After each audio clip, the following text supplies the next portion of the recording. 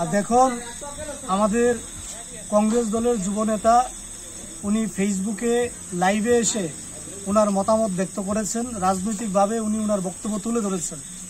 সেই অপরাধে বিজেপি দলের আশ্রিত যেই মাফিয়ারা গুন্ডারা তারা তার বাড়িঘরে গিয়ে সেই দিন আক্রমণ করেছে এবং তার বাড়িঘরের সমস্ত কিছু ভেঙে চুরে একেবারে ধ্বংস করে দিয়েছে।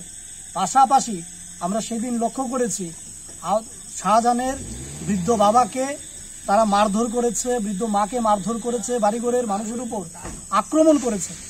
যারা আক্রান্ত হলো আমরা সেই দিন লক্ষ্য করলাম ত্রিপুরা রাজ্যের পুলিশ আক্রান্তদেরকে সেখান থেকে গ্রেফতার করে তাদেরকে মিথ্যা মামলায় ফাঁসিয়ে 1 মাস জেলে পুরে রেখেছে। আজকে মাননীয় আদালত ওনাদেরকে জামিন মঞ্জুর করেছেন।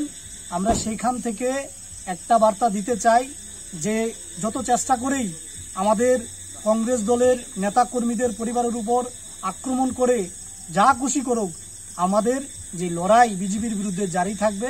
আজকে ন্যায়ের জয় হয়েছে, আইনের জয় হয়েছে। আগামী দিনে শাহজাহানও একইভাবে জামিনে মঞ্জুর হয়ে আবার সে বিজেপির বিরুদ্ধে যে তার লড়াই, সেই লড়াই সে আবার ফিরে আসবে। আমরা এতটুকুই বলতে চাই।